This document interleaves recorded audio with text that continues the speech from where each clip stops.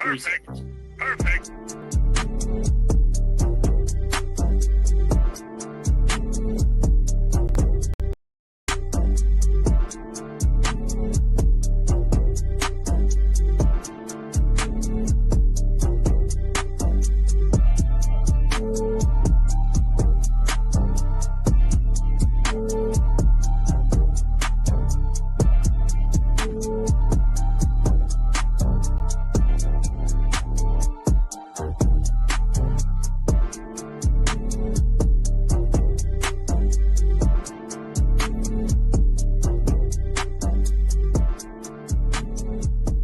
Welcome to Dirty Fanatic. Falcon fans, Falcon Nation, DFU is coming at you live on a Friday night. This sweet episode 159, the official kickoff to the NFL season starts tonight. I am your host, C-Money, followed by my co-host, Philip, Cody, and my special guest tonight, Tony, at the bottom right of your screen. Hit that like button, leave a comment, tap the subscribe button if you haven't already, man. We're on the road to 1K, and we cannot do it without you guys. So definitely hit that subscribe button. Tonight's show's title is Atlanta Falcons Season Opener Breakdown with DFU. Hit that like button. Bring the questions to the comment sections. The comments are already rolling in. We'll get to those very shortly. Shout out to everybody that is here already. Hit that like button. Share to a Falcon friend. We are talking Falcon football. Before we do so, Philip, what's going on, man? We are officially 2 days away. I know you are getting ready to pack the bags and head on up to Atlanta to watch the Dirty Birds play. Cody, obviously, season ticket holder in the bins. Tony, I'm assuming you're at the game Sunday? Tony is at the game as well with it. Falcon fans, you don't want to miss it. This is going to be an exciting season week one opener. Philip, what's going on, man? Not much, man. Just like you said, I just got my tickets today. Just had a good week of work, man. It's honestly flew by, so it's been keeping my mind off of like trying to rush it to this Sunday. I got one more day, possibly, but we'll see how that goes. And I'm just watching some Pirate football right now, struggling, but hey, it'll be all right. We got Dirty Birds football this Sunday, so I'm happy. You know what I mean? Yes, sir. Cody, what's going on, man? Glad to have you here on the podcast tonight, man. Obviously, it's been a minute since DFU has been active this offseason with surgeries to work to whatever it may be we've had going on. DFU is back in action, baby, and this is the channel to be with. So hit that like button, man. Subscribe. Cody, what's going on, man? Glad to have you here tonight. Busy work week, man, but it's time to talk Falcon football. Man, it has been a busy work week. We got one more day. We'll get through this Saturday, and then the sweetest thing on planet Earth, man, Falcon football. Finally back 206 days, no Falcon football. Here we are. So I'm so pumped for Sunday, man. I'm so ready to be at the bins. I'm so ready to be loud. I'm so ready to run Tampa Bay out of our building. Ready to burn it man, down. I'm so pumped, dude. So ready for Sunday. Absolutely. Tony, as I have already stated, Tony is our special guest tonight, guys. Please welcome Tony in the comment section. Tony Dunn, what's going on, man? But before we dive into the Falcon talk, give the fans a little bit of background about who you are as a Falcon fan and what started your Falcon fandom. Oh, man, I've been a Falcon fan since probably 1983, the day I was born. Born in Atlanta. Everything from Jesse Tuggle all the way up to Keith Brooking, you name it. I mean, Dirty Bird. Deion Sanders is my favorite all-time Falcon. I have 21 stuff all over my place. So that's what started, prime time. Yes, sir.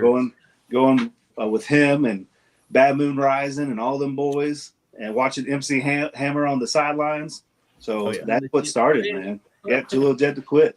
I've watched that episode so many times that it's freaking awesome. But I'm excited for this week. Everyone's talking about how the Bucs are going to win, and we're 2-point favorite. Yep. We should be a bigger favorite at home, but let everyone talk about that. I'm excited for 48 hours roughly or less. Yep. So I'm excited. I'm ready to go. The fam's ready to go. So we're just pumped for this season. Big things to come. Yes, sir. Tony, we're definitely glad to have you here on the show tonight to talk some Falcon football with another diehard Falcon fan. Falcon fans, it is time for some Falcon football, man. It seems like it has been such a long offseason, but not really a long offseason at all. Almost like this offseason flew by for us here at DFU. I feel different about this. Yeah, it's a new beginnings in Atlanta, man. New quarterback starting the season out. You got Michael Penix, his first initial start. I mean, to be in the first string quarterback, Penix, the first start for him in Sunday. So, Phil, that kind of brings us straight into our first topic because I think this is a really good topic to talk about, and it's really going to weigh on how Penix performs Sunday to what the Atlanta Falcons could be in the Benz. Philip, the first topic for tonight's show is how will Penix handle the pressure against not only Vita Vea or the Tampa Bay Buccaneers, your divisional opponent, the team that you beat twice last year with Kirk Cousins at starting quarterback. Can Penix handle the pressure Sunday, Philip, when we're on the big stage here opening week? Man, this is a guy that was in college football, his last year fighting to be in the national championship game. He felt the pressure there, the most he's probably ever felt ever in a game, and truly, like, he handled it well. Even with the loss, he just handled everything well. I think he's going to come in here and handle the pressure well. It's not all about. It's not like, oh, how's he going to play? We're all behind him. And that to me, I see it's just like we're rallied behind him. He knows that he's going to feed off of our energy, us cheering, us wearing his jersey. Like he stated earlier in this week in a video, like he's going to go out there and ball just for that because he's got the next generation kids hoping to be like him. So he's got no reason but to ball. I think he's going to handle it well and just go out there and do like he said. He's not going to miss on game day. Chat, if you're here and you're watching right now, every live viewer, please leave a comment. Let me know, can Michael Penix Jr. handle the pressure Sunday against the Tampa Bay Buccaneers? Cody, that question rotates to you, dog. How will Penix handle the pressure? Obviously, this has been a topic that it seems like we've hit on all offseason about how will Penix react now that he has the full offseason of reps with the first-string receivers, the first-string offensive linemen, the Bijan Robinson, the Tyler Algier connection, the Kyle Pitts connection that's been going crazy all training camp. Cody, can Penix handle the pressure? And if so, why or why not? Yeah, no, absolutely. Michael Penix can handle the pressure. Let's go back to last year. What situation did we throw that man into? We threw him into an NFC South race, trying to go and win the division, get into the playoffs. He handled it incredibly well. We should have won that Washington game. Easily should have won that Washington game. Defense broke down. But Michael Penix looked fantastic. Look at how he led us back. That late touchdown to Kyle Pitts. Michael Penix can get this thing done. The good news is, too, his center, Ryan Newziel, that was his guy. They were they were second string together, moving up now. Yes, Caleb McGarry's gone. However, I think Wilkinson is going to be okay, stepping up. He's not, a rookie. He's had some time. He's looking, he looks really good. Listen to Mike Johnson. And like I said last time we were on, really good hands. He's got to work on the feet a little bit, but he's still got that great punch, that separation that he can get out there on that tackle, out on the tackle position. But at the end of the day, too, guys, I say we still have Bijan Robinson and Tyler Algier in the backfield. So if we've got to take pressure off, we've got the guys in the backfield to do it. So do I think it's going to come down to trusting Bijan and all them? Yeah, probably a little bit, but Michael Penix can absolutely handle the pressure.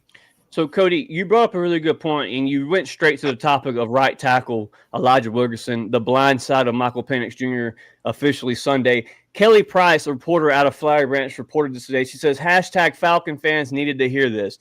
Bijan Robinson's vote of confidence on new right tackle Elijah Wilkinson. This is Bijan Robinson's quote-by-quote words that Bijan had to say about Wilkinson today. He says, people are sleeping on Elijah. He is a beast. All he needed was an opportunity. He told Wilkinson, you control your narrative. You are going to help this O-line become the best.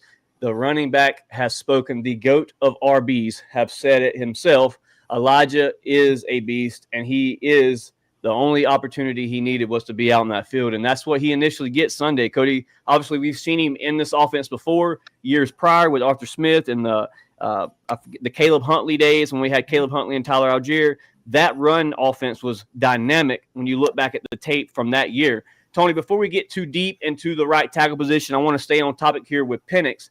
Can Penix, in your opinion, handle the pressure Sunday? Because now let's be legit, because I just had a conversation with my pops the other day about this. I said my spirits are high, but my expectations are not on the top of the roof. And the reason why I say this is because it seems like every week one season opener, I am humbled as a Falcon fan. Tony, the question to you is, Can Penix handle the pressure? And if so, why? I think he can handle the pressure. I think he's got an ace in the pocket, being Kirk Cousins, and them being roommates, them riding together, and him getting all that knowledge and all that support from Kirk Cousins is probably going to have him chilled. Like Philip said, playing in the national championship game is not a bad game. That's a lot of pressure to come with that. Did they win? No, they didn't, right? But having that experience in that big game is going to have him ready for this game. He played some last year, not as QB1, but he came in and filled in. But Cousins is in his ear in a positive way, and that's a key factor for him. So I think he'll handle that pressure, and that's why, because that veteran leadership that he has in his ear helping him out. Solid answers from all three of the guests here on the podcast tonight. I like to go back to the game when the game that Cody spoke on. What did we throw Penix in his early career when we threw him in the Washington game? Cody, you speak on that game, the deliverance to Kyle Pitts, the last overtime, 4th and 15, I believe it is. Yes, the play prior, you get a holding penalty, backs you up 10 more yards. Now you're banking on, at one time you were banking on a first down. Now you're banking on touchdown or bust. And Penix goes out there calm, cool, and collective and gets it to the unicorn, Kyle Pitts, to initially send that game into overtime and potentially put you in the driver's seat to win that game. And then as well, we all know the defense kind of faltered out towards the end of the season.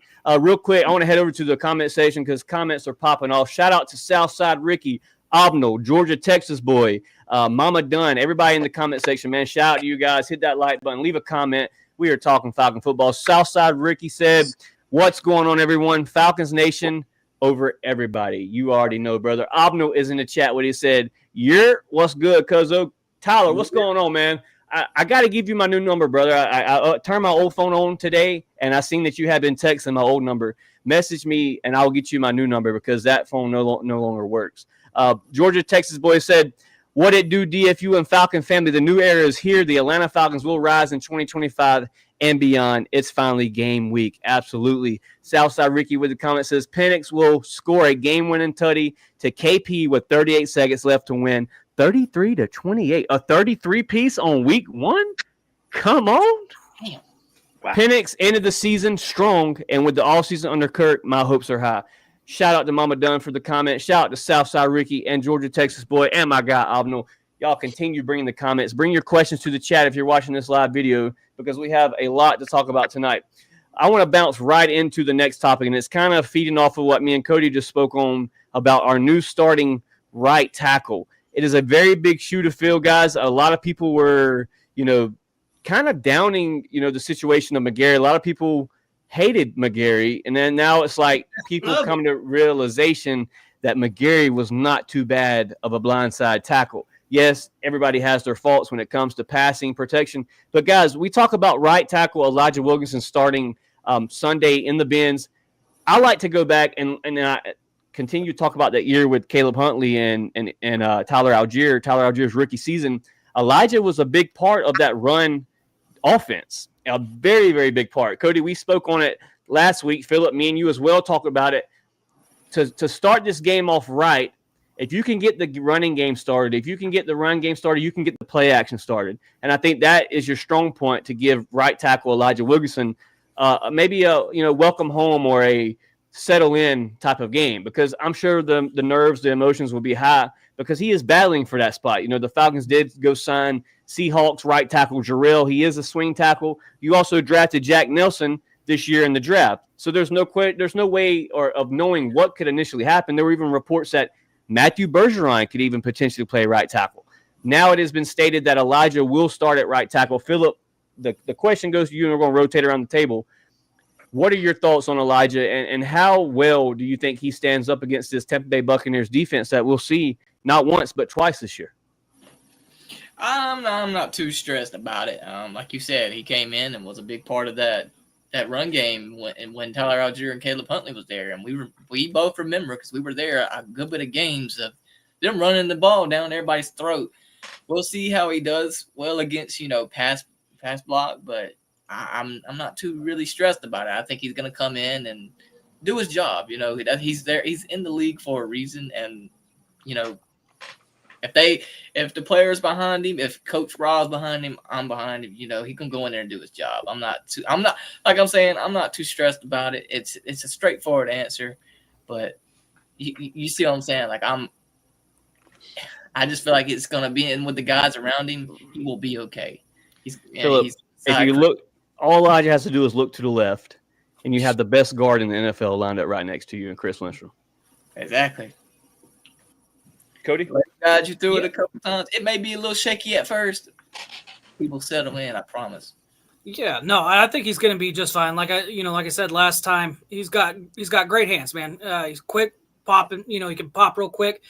He's got to work on that footwork a little bit, but I'm not too worried about that because, again, like you said, he's got Chris Lindstrom right there, and thank God it's not T.J. Watt that's lined up next to him, and there's a chance that Vita Vea is not there tomorrow. Mm-hmm. So, it may help. It's also going to help out that Penix can move around in the pocket, that he's not got, as much as I like Kirk, Kirk's not mobile. Penix is. Penix mobility is incredibly underrated. I think that will help him out too. I think he's going to be better in pass protection than Caleb McGarry is. I'm not saying by a huge stretch, but I think he's definitely going to be better in that facet. Now, what can he do in the run game, blocking wise? That's what I want to see.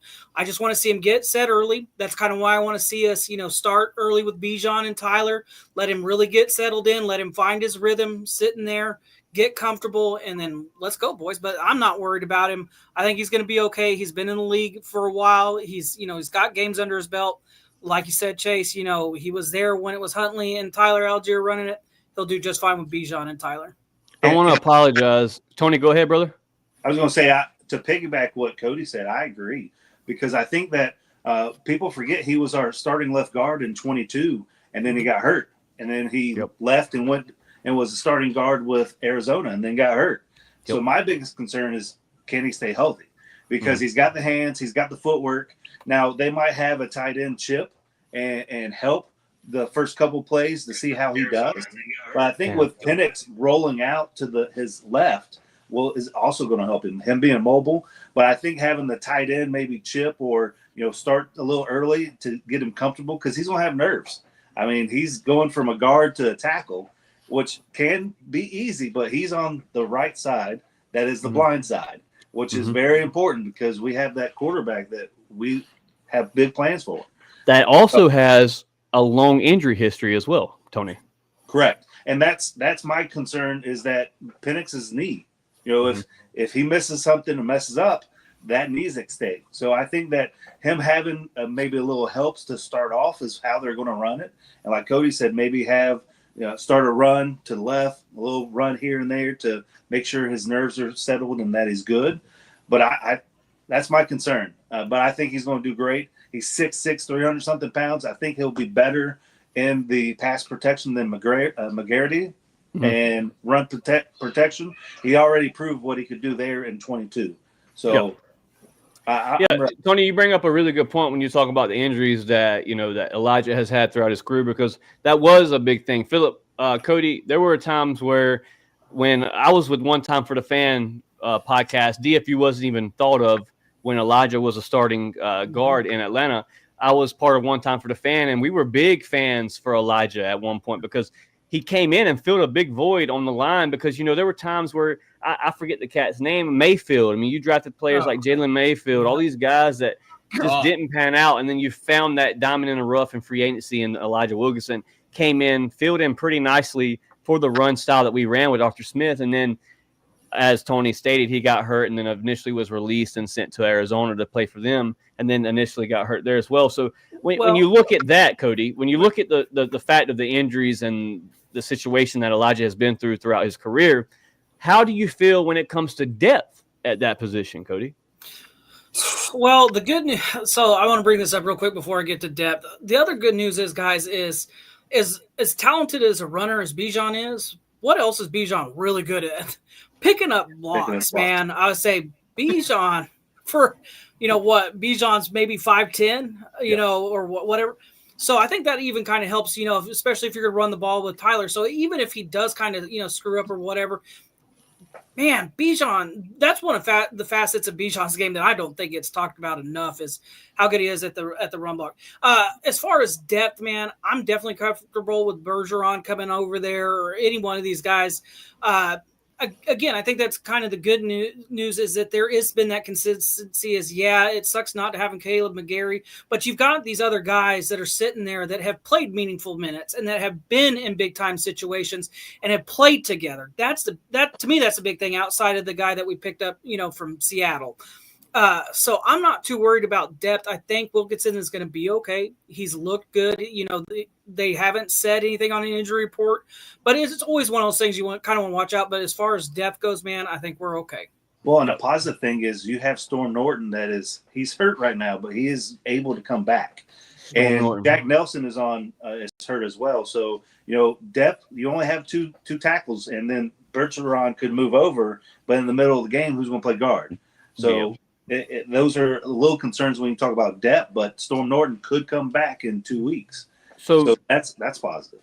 There was a topic that we talked about. I don't even think it was on a podcast. I was chatting with another Falcon fan. We mentioned the fact of if you slid Bergeron to right tackle and you slid Elijah Wilkinson at the guard position that he initially played back in his time in 22 with the Atlanta Falcons, and you leave possibly – now this is where it gets kind of crazy. This is where Falcon fans and myself has been conversating about what could the Falcons do now. They released this week that right tackle Elijah will start. But just imagine if you took Jake Matthew and put Jake Matthew on the blind side, put Bergeron in Jake Matthews' shoes, you put Elijah Wilkinson, the guard, in Bergeron's shoes, and you fill that in if that was to happen. But there's so many different ways because you talk about the depth, and that was, to me, the most astounding, sorriest position depth-wise that we had through preseason. It was embarrassing that we didn't have more of a depth piece there. You looked at Storm Norton now, he's on IR. He'll be out for sure for 4 weeks, I believe it is. And then even as well as Braylon Trice also on IR for 4 weeks as well. But speaking on depth, you talk about the Seahawks tackle that we picked up, Jarrell. He is that swing tackle style of play. He would be your game time decision if Elijah went down. That's who's going to fill in that position right now is the Jarrell. And that's not kind of where I'm looking to be right now. We want to hope that Elijah can stay healthy and, fill that role very nicely until, Storm Norton or the Falcons decide to pull the trigger and go for a right tackle in the middle of the season. Who knows what could happen? Trade deadlines are still a thing in the NFL, so it could very well shake out to where the Falcons say, hey, we're a team, and this is a spot that we need to fill and we need to get some depth at. So that'll be a topic for later on, man. We'll see Sunday recap how Elijah performed here with the podcast. Philip, before we dive too far into Sunday's performance and what to expect, the it factor and what else, Philip, give me the injury report for the Atlanta Falcons Sunday and also the Tampa Bay Buccaneers. So, as I showed earlier, but for anybody that isn't aware, wide receiver Darnell Mooney is questionable. And as for safety, DeMarco Hellams and offensive lineman Jack Nelson, they are both out for Sunday's game. Mm-hmm. And then Tampa has a big injury report. They have wide receiver Chris Godwin is out. Safety Christian Eisen, he is out. Tristan Wirfs, which is the tackle, he is out. We knew that. And then cornerback Benjamin Morrison is out. And then as for Vita Vea, he is questionable for Sunday's game. Time. We're going to talk about the it factor here very shortly. But before we do, Philip, let's hit on injury report with the Atlanta Falcons. You said Darnell Mooney questionable to play Sunday in the bins. There was an interview that came out yesterday from the locker room. They did an interview with Darnell Mooney. They were asking him. It's been real hush-hush, guys. And I really hate the way the Falcons do their injury reports when it comes to game day availability. I don't know if it's game planning against the Buccaneers. Don't want to give them too much insight of what's happening. But the interview with Darnell Mooney seemed to me that Darnell Mooney's ready to go Sunday. He stated that he felt good. He wouldn't give him a percentage of what he said he was. Wouldn't even give a full extent of what the injury was. They asked, was it the same shoulder from last year? He initially said yes, it was the same shoulder. They asked what was the extent of the injury. He wouldn't go in. He said he didn't want to talk about that too much. Didn't want to dive into that really, but it was just sore. Now he said he's been back out there. He hasn't been limited at practice. He said he feels like he's a go for Sunday, but it is a game time decision. Philip, the question goes to you, and then we'll rotate it around. If Darnell Mooney does not fill in those shoes Sunday, who takes that spot Sunday and, starts as the number 2 receiver or slot receiver, as you may call it? Simple to me. You throw in Casey Washington. This is a guy that didn't even touch it down in preseason, which tells me he balled out in training camp and practice, that they seen what they wanted to do in this live action practices that they've been doing and certain things like that. I just think he's the guy. This is a guy that stepped up this past year, who said that last year he struggled with learning offense, which is why I can understand why he didn't get to play a whole lot. But now it seems he's learned and he's ready to go. And as he stated earlier this week, if he gave the opportunity, he's ready to go. A name that hasn't been thrown around a lot because you had so much competition at the receiver position. Ray-Ray McCloud is still on this team, people. Mm-hmm. Cordell Hodge is still a receiver on this team as well. So it's not like it's the end of the world. Cody, obviously Philip hit the nail on the head with Casey Washington. I would say you give the young cat a go. You see what he's got, maybe rotate him in and out with Ray-Ray, see what those 2 young cats can do at that speedy position. Cody, if you had to choose a receiver and Darnell Mooney wasn't going to start Sunday, who are you filling in? Yeah, no, like Philip said, Casey Washington would be my guy, but just to go kind of different, yeah, man, Cordell Hodge, because he's speedy, man. He's sneaky fast. He's good, and he was the reason that we beat Tampa Bay when we did. Filling in for Drake when Drake got hurt and he had to sit that play out. I think Cordell Hodge is definitely a viable option there. I would definitely like to see. I definitely want to see Casey Washington there. I think he's got. I don't want to say a higher upside than Hodge because I think Hodge has got a ton of upside. But yeah, man, I would say you really can't go wrong with either Ray. You can't go wrong with Cordell, and you definitely can't go wrong with Casey Washington. But yeah, just to be different than Philip, I'm going to say I want to see Cordell Hodge get his shot, let him shine a little bit there. So with Casey Washington, my only concern with him is the experience. Hodge and the concussion protocol. He went through a concussion protocol for at least 3 weeks last year. Right. Well, and Ray is questionably hurt. They said he was hurt. He's not hurt. We don't know because they don't disclose that information. But I agree with Cody when I think Hodge. I think he's earned it, especially after the game last year.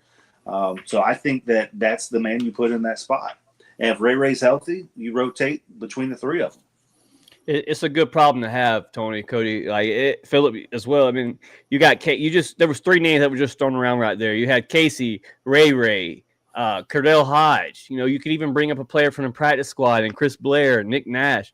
There's so much depth when it comes to the receiver position now. And you look at, Casey Washington is a guy that you drafted. Nick Nash is a guy you went and picked up undrafted free agent. Ray-Ray McCloud was a guy you picked up in free agency. You see what this GM is trying to create here in Atlanta when it comes to the receiver depth, when it comes to having a true receiver too. And we all know on paper, Darnell Mooney is that receiver too. There's no and ifs about it. Darnell Mooney will be that receiver when he gets back and he's healthy. But if, Darnell Mooney is not to fill in Sunday, then maybe it is a Cordell Hodge move, a Casey Washington move. Get to see, and Hodge and Penix, that connection is very sweet as well as Casey Washington, because that was the only receiver Penix had in preseason last year was Casey Washington. And that's the only guy that he really went to. So, it's exciting to see what could happen when it comes to game day, as far as who fill-ins that receiver 2, or if Darnell Mooney comes in there and lights it up once more against the Tampa Bay Buccaneers. Who knows what may happen. Real quick, I don't understand why Facebook's not letting me see the comments on my screen, but I want to give a shout out to Ron Thomas, Lee Miller, and the wifey over on Facebook watching the live video. Shout out to Ron Thomas. Says, "What's up, everyone?" Shout out to you, Mr. Ron. Glad to have you here tonight. Mateo in the chat with it says, "What's up, fellas? Ass whooping on the Bucks game. I should send waves. Win by 21. Hodge is okay. More a specialist." Tony, your kids in the chat with it. So that's my dad. What's up with that? What's going on? Subscribe. Hit that like button. Glad to have you here. Mateo with the chat says London receiver 1, Pitts receiver 2. This is the connection we're talking about, people. The drive and Penix took his receivers and his tight ends to California to do a straight receiver camp, tight end camp, whatever you want to call it. the work has been put in. Now Sunday is the time to do it. Georgia Texas boy in the chat says, yeah, I can see that. If Mooney is out, London Pitts and Ray at receiver. So there's so many different ways to go with it, man. And I don't think you can go wrong with either one. I think there's a lot of depth with this team. I think you'll see a lot of rotation if Mooney isn't playing Sunday. So, you may see every one of those names that we just mentioned here. Philip, you talked about not Darnell Mooney. You talked about Helms on the injury list as well, not playing. That was stated last week. Xavier Watts is your starting strong safety, whatever you want to call that position, nickel safety, whatever you want to call that. Xavier Watts will be on the field as well as Billy Bowman, the two rookies that were selected that all the hype was around. And Sunday, it initially will be seen in Atlanta what this defense could be. So our next topic, enough with the injury report. Our next topic is, what is the it factor for Sunday and why? Philip, the mic is yours. It boils down to defense, in my opinion. We've seen what offense can do and what they probably will do. That's no doubt in my mind. It's to me, it's more if we can continue see guys like James Pierce Jr., Jalen Walker, or hell, even guys like Rook or somebody, just see pressure on the quarterback or see turnovers throughout the secondary. I want to see more of that. I want to see if they can continue to do it in the regular season against a division rival. I in a big game as game one, I want to see if they can do it. If they can, we asked how can Penix hold the pressure. Let's see how well they handle the pressure. You know what I'm saying? Absolutely. In my perspective, I'm saying this because how they will perform if they can get back there to Baker. If they can get back there to him, make him hold the ball, it's your game. It's either an interception, a turnover, or a sack every time he holds the ball more than 4.2 seconds. If he holds it for that long, it's bound to be something. So we'll just have to see. Yeah, no, my X factor on this one is, like Philip said, I think it's going to be defense. How do our young stars play? Does Xavier Watts step up and show out and lock down, the very decimated wide receiver core of the Tampa Bay Buccaneers? But I think what I'm really looking for, there's two guys, and it's going to be how well does Jalen Walker track down Jalen Mayfield, Baker Mayfield, and how much pressure does James Pierce Jr. get in the backfield? Those are going to be the two guys that I think are going to be our X factors for this one. Is going to be Walker chasing Baker Mayfield down, making sure that this 15-yard scampers, these 10-yard scampers from Baker is held to an absolute minimum. And how much can James Pierce Jr. terrorize him in the backfield, get him on the ground? The other guy, just kind of throw this one out here too, Caden Ellis, man. He was a superstar all last year for us on this defense. Now that he is freed up where you got Jalen Walker back there that can kind of roam around, do the things that he did at Georgia, and now it frees up Caden to just go get the quarterback, which he's very good at. How much does Caden Ellis affect this game too? So 3 guys to watch. I'm saying Jalen Walker for chasing down Baker, Pierce Jr. for terrorizing Baker and getting him on the ground, and Caden Ellis getting back there and making Baker Mayfield's life a living hell. Love it. Chase, I agree with Philip and Cody. I think defense is the it factor. I think the first preseason game showed us that pressure that they want to bring. And I think with what we've done with the last 2 drafts, with the defensive players that we've added, and then Albrecht, him being a player and now a coach, and he learned from one of the best defensive coaches in New York when he was there. I think what they're going to bring, like Philip said, Baker is going to be under pressure. Baker makes mistakes just like any other quarterback, but Baker's known to throw it away and or hold it. And I think we have some ball hawks that are going to go in there and punch the ball out. Jesse Bates is very good at that. Yes. I think Watts and Bowman taking that knowledge from Jesse Bates. And then don't forget A.J. Terrell. Cody named 3 people. I'm going to name A.J. Terrell.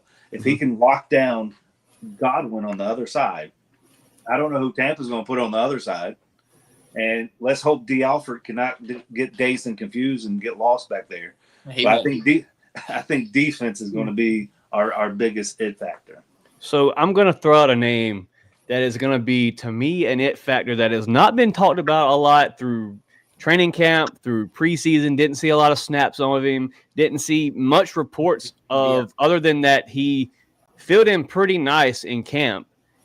And I'm saying Divine Diablo is going to be a major it factor when it comes to the run game, the quarterback spy game. You have now a guy that can free up Caden Ellis to just do what Caden Ellis does. Yes. Explosive background noise. You have James Pierce Jr. on the left side of the ball or right side, whatever it may be. You have a guy in Zach Harrison that is bulked up to move to defensive tackle. You have a year 2 Rook Ohurohu now. You have a Brandon Dolores that is on the initial roster above Rook Ohurohu, a guy that really came in this preseason and made noise. Brandon Dolores.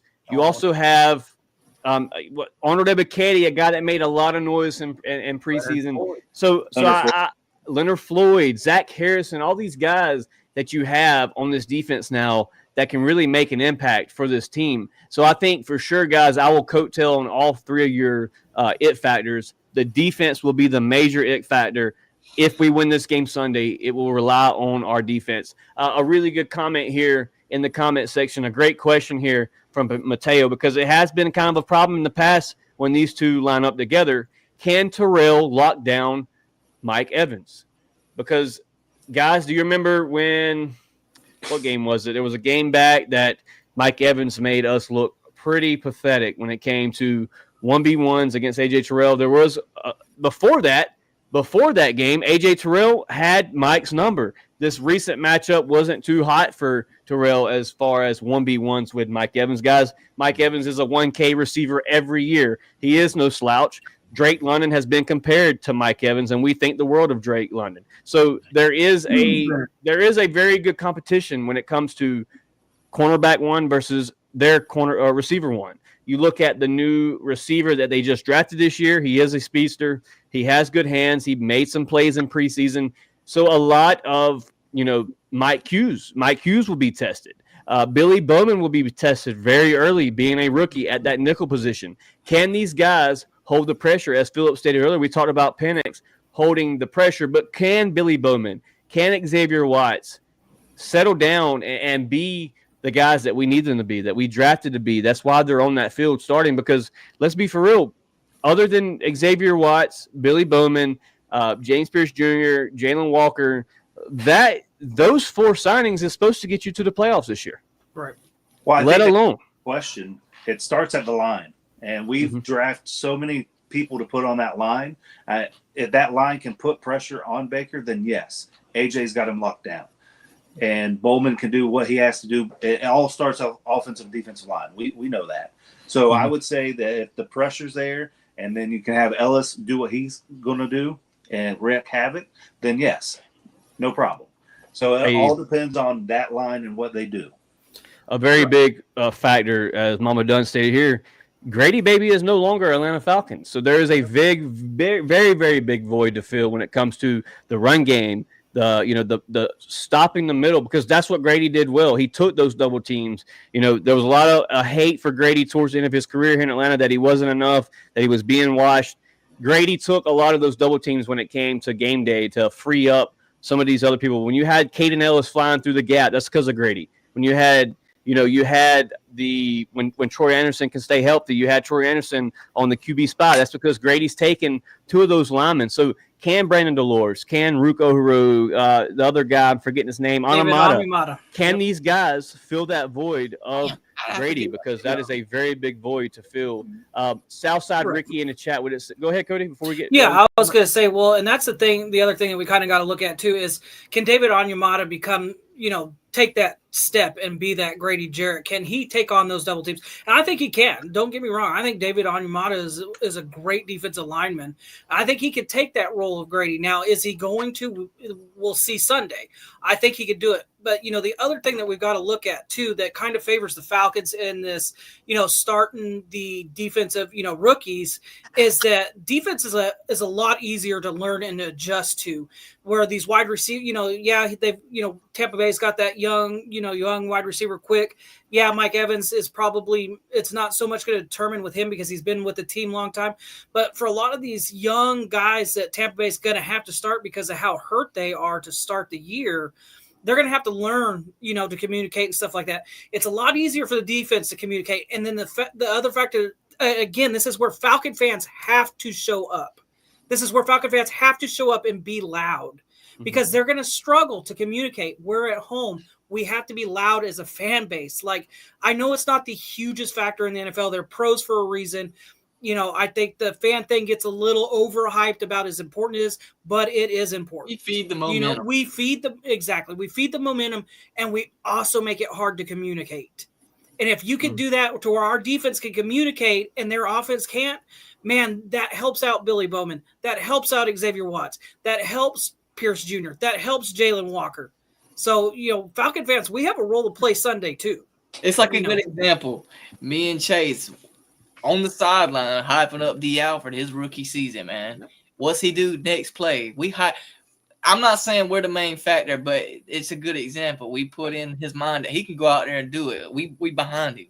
And what he did, we had D. Alford on the sideline. He picked the ball off, and it changed his whole mood. Like, you could tell that got to him. Like, hey, that helped him. Like, I'm not saying we're the full factor of it, like, but we helped. We fed off of fan that. affair definitely matters when it comes to game day, man. Get to your seats and get loud. And if we are giving up first downs on third downs, I still need you screaming, damn it. I mean, I've been there. It's been third and 5, and we're screaming for the Falcons to give up a first down. But you got to be there, man. You got to be loud. You got to get into it. Mateo with the chat here says no fly zone with Bates and Watts. Baker is going to try and force the ball to Evans. Potential interception by Terrell. I'm calling it now. AJ Terrell Island, baby. X factor for me, Penix and Watts on defense, having ball hawks on the other side, and Bates is a biggie. He says, let's not forget Ebiketie, Rook, Anamata, Pierce, Walker, and Ellis. You look at the depth, you look at the rotation now that you have on that D-line, and you start to feel better as a Falcon fan when it comes to, can the Falcons get out of the defensive rut? Can we finally make those sacks? Can we be a 30-plus sack team this year? That's the question heading into the season, and it starts Sunday. I need James Pierce Jr. to walk away with a sack Sunday night. I need Jalen Walker to have a big run breakup, a big pass breakup, something to signify that we've made the right selection on draft night, that this is the turning point to the Atlanta Falcons defense. I don't know if you guys watched the Water Boys, but they just had John Abraham. Shout out to the Water Boys and Abraham. They had him on the show, and John Abraham stated that he is worried that his sack record may be gone to James Pierce Jr. And that to me is huge because, Cody, as well as Philip knows, both times that we've had John here on the podcast, he's talked about that record-setting number. Yep. He's talked about, what it meant to him and how the Falcons have got to find a true pass rusher. Right. And it's not no knock towards the Falcons because, Abraham will say it straight to their face. You haven't picked a pass rusher up since me. Like, since John Abraham, you haven't had a pass rusher. Right. And to have him say that he fears himself losing that sack record to a young rookie in James Pierce Jr. before week 1, to me speaks volume on what James Pierce has shown on that training field, what he brings to this team. And not only him, but Jeff Ulbrich as well. John Abraham has spoke on Ulbrich, a big part of, the style that he brings. And even Jesse Bates this prior week talked about, the scheme of defense has been really great and fun this offseason, and he cannot wait to install that Sunday in Atlanta. So I really think, the it factor is the defense side of the ball. That will determine if the Falcons walk away Sunday with a L or a W. If the defense can get started, that will be the recipe to success. Mateo says, someone give me season tickets and I'll show up every Sunday. I don't live in Atlanta. LOL. I don't either, brother. So when I can make the travel, I make the travel. When I pick at least 2 to 3 games a year, that's the games I attend. I try to make one road game. I'm not gonna make opening week this year because of the surgery, but we on the road to recovery, man. So definitely the following game, I think The next 2 games are away, I believe. And then after that, we're back home for a primetime game. I will be in the building for that one. Mateo says, Walker going to get an interception. That would make my day. And it really doesn't even matter if these guys can wave sacks or interceptions. Just have a good defense side of the ball game. Like, come out and show that you've improved on defense. That's my biggest issue. That's my it factor for, Sunday and why. Philip, one of our last topics for tonight, and it's going to come right to you with it. How do you feel? Because it seems like every year other than last year, the past 4 seasons has been a NFC South opponent to open the season up. Philip, how do you feel about starting the season with an NFC South divisional opponent? And before you answer that, I want to give a shout out to Shannon on Facebook. Says, hi, rise up. Shout out to you, Shannon. And Levi Green said, F the Bucks, it's hate week. Shout out to Levi Green. Philip, opening season with an NFC South division opponent, how are we feeling? Just another year at this point, the past 2 years it's been 1 year. Matter of fact, both years I think it was the Panthers, was it not?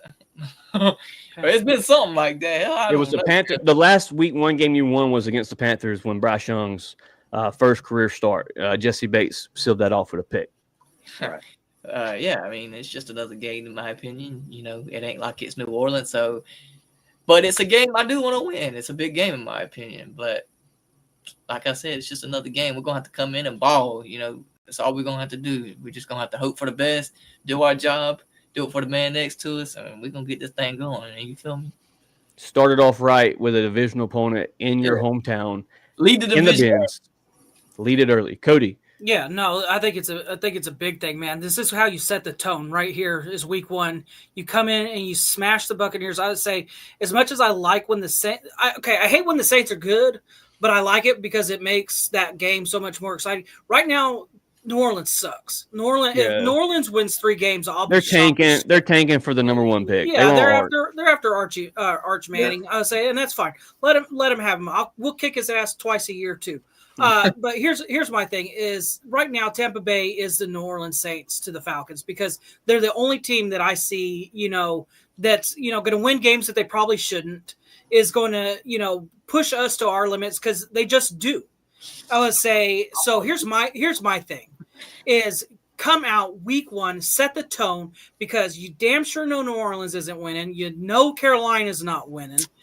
You win this Sunday, guess what, boys? Week 1, we're already division leaders. Yep.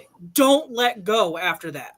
You can't do what Cody, we did last year. And this is where, that's what I was going to say, because I don't want Falcon fans or the Falcons themselves to get too wrapped up into that early division lead, because we watched a team give away a 4-game lead last year in the NFC South. Should have had the first playoff berth. Should have been locked in. The playoff drought would have been over. That won the division. So you gotta come off right, man. You gotta come out right. You gotta hope everybody stays healthy. That's the biggest it factor as well. You gotta stay strong. You gotta stay healthy. There ain't no slowing down, taking your foot off the gas. You hold that bitch on there.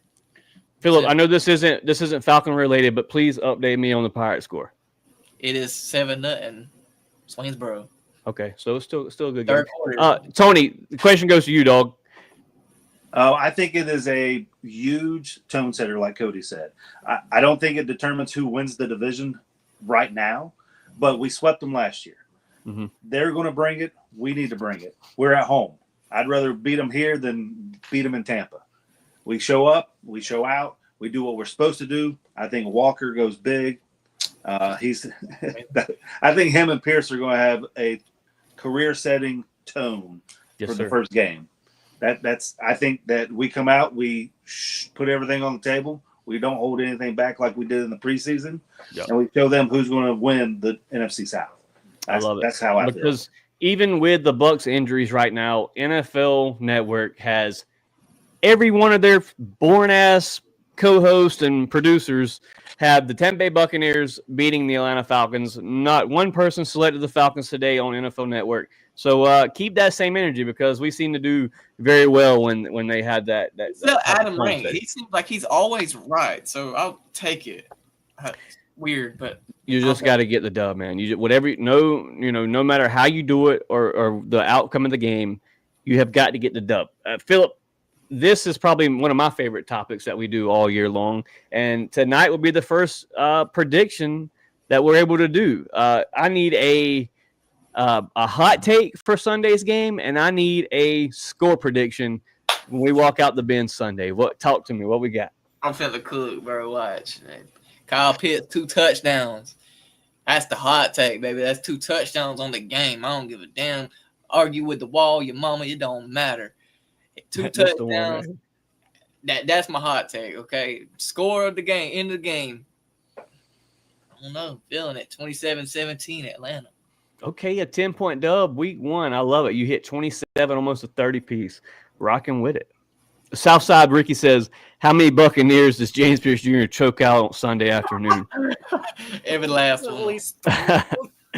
Hey, we got to get my guy Southside to a game. He said, if I ever make it to a Falcon game, I'd be the guy walking up and down the bleachers screaming, and security will warn me to sit down before they kick me out. We got to get Southside to a game. Cody, hot take and score prediction. Hot take is going to be end of the game coming down to the wire. I would say it is either going to be Jalen Walker with a pick to set us up for a Younghoe Koo 3-point game winner, or it is going to be a James Pierce Jr. sack strip fumble that sets up a Younghoe Koo to send us home happy. 31-28 Atlanta Falcons. So Koo redeems himself Sunday in the Benz. Yep. The Lenny Craig conversation is over with. Koo seals another NFC South opponent game. So Cody, I'm rocking with it. James Pierce Jr. Toss that helmet one more time like it's nothing. Come on.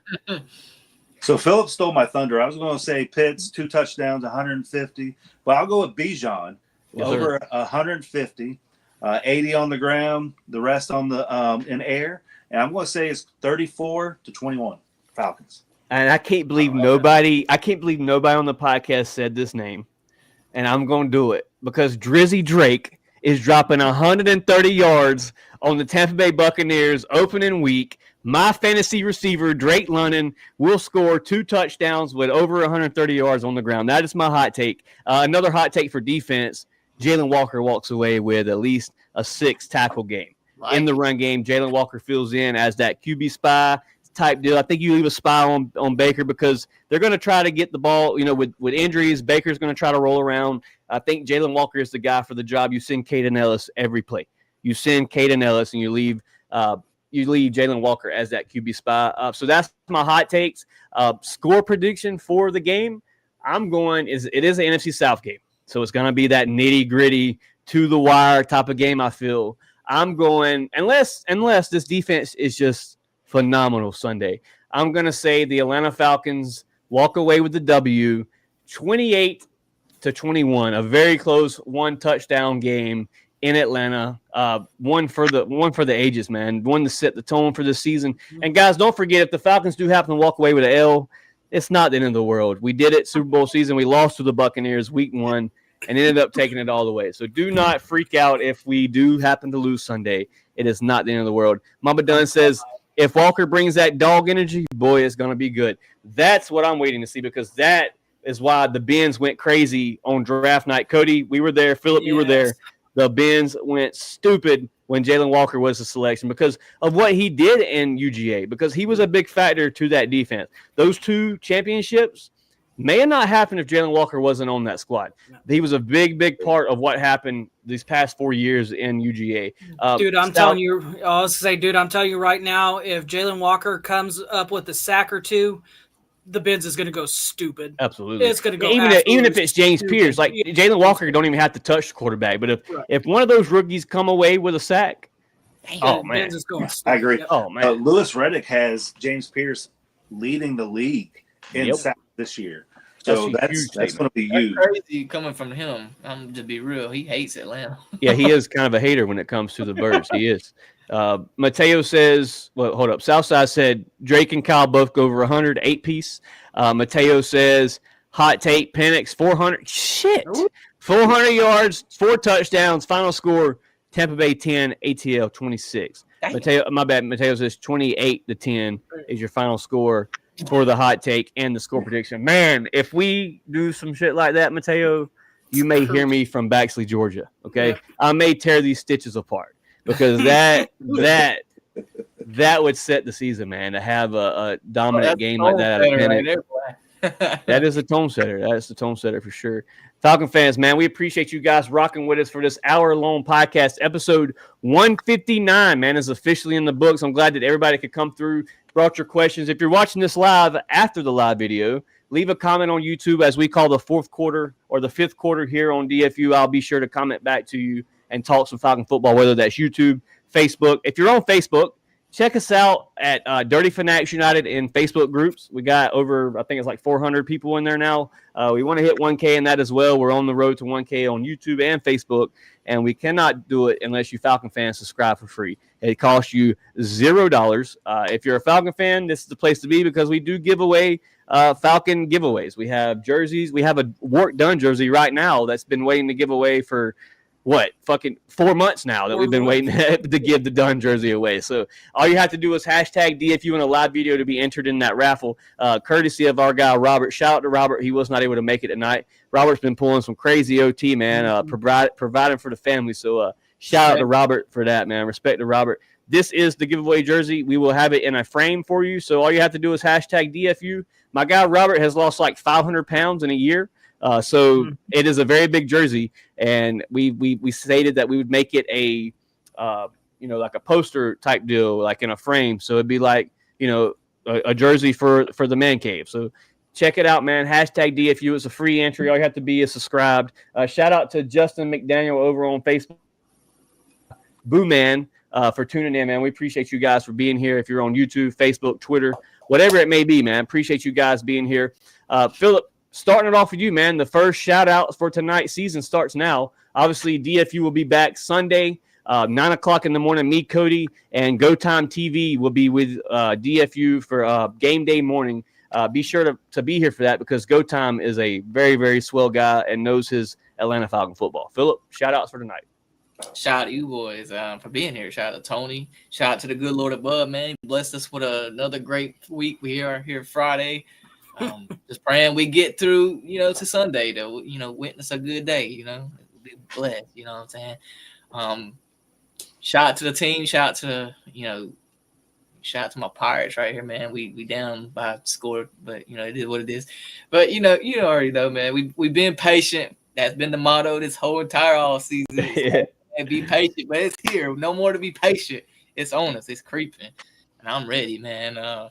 Shout out to them Dirty Birds. Can't wait to see what we got going on, this Sunday, man. But y'all already know, as the flag says, baby, rise up. Rise up. Philip, shout out to you, brother. Glad to have you here tonight for the first season opener breakdown, Atlanta Falcons versus the Succaneers in the Bench. Cody, shout outs for tonight. Yeah, man. Shout out to you guys coming on. Tony, great first podcast, man. I would say For real. natural. I would say, shout out to you guys, but God, guys, I would say I'm so ready for Falcon football. Cody, is this a coworker? No, this was actually my boss at one point. Okay, Rise up, A-Town down.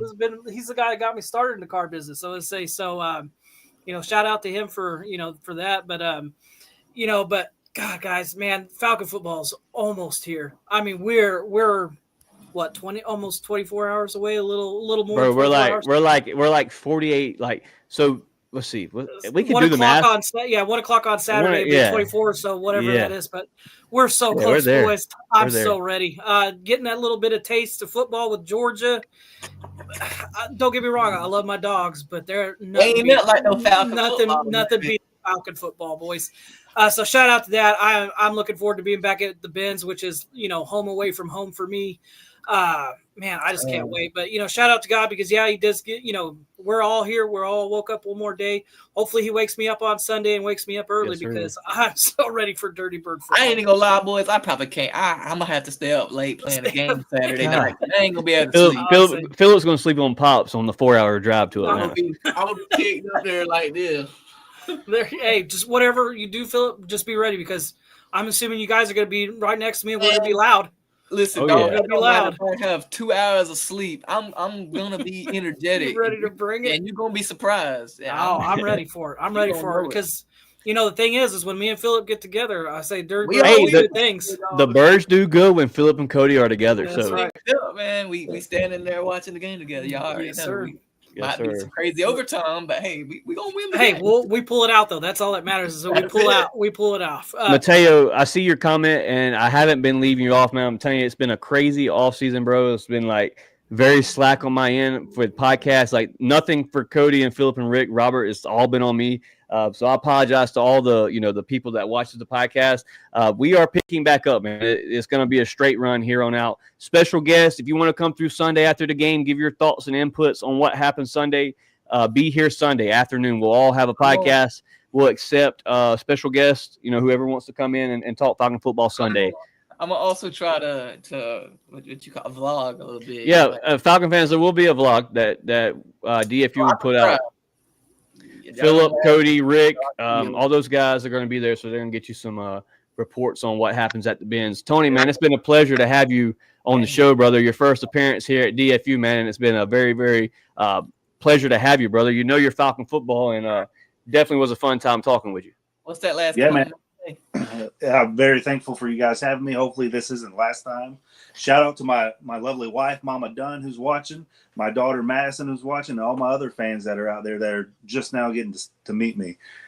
Cody, thank you. You're my brother from another mother. Thank God.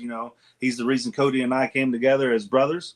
Yes, sir. We met and took it off from there. But I'm excited for our Dirty Birds, and I want to shout out to them. Shout out to that defense for getting me 3 sacks and 2 picks. Yes, sir.